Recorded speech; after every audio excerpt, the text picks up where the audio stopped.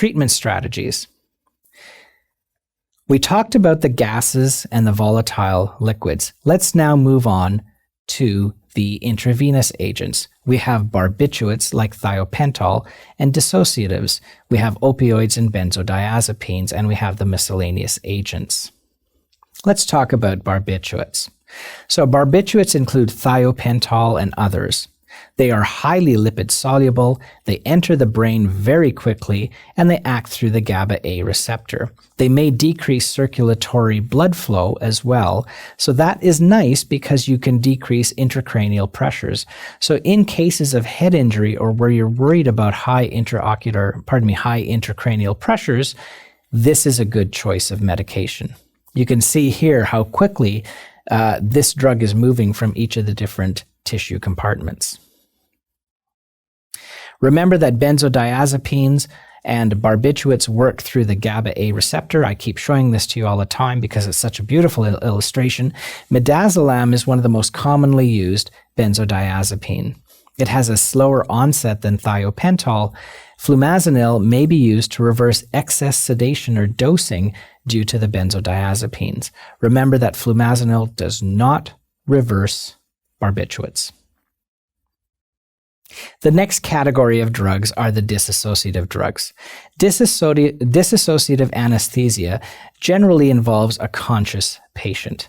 It causes marked analgesia and amnesia. These are actually quite fun to view in the operating room because you can have some great conversations with your patients as they're going through surgery. Ketamine is the prototypical agent. It is a cardiovascular stimulant, and it may increase intracranial pressures, so there are some select patients that we don't want to use this medication on. It is associated with some very interesting postoperative emergence issues. Patients are often quite disoriented, they can be quite excitable, and they can have hallucinations. Once again, the nurses love these patients because of some really great conversations. It is similar to PCP, which is a street hallucinogen, and I do cover this in our toxicology lecture. Propofol is one of the newer agents.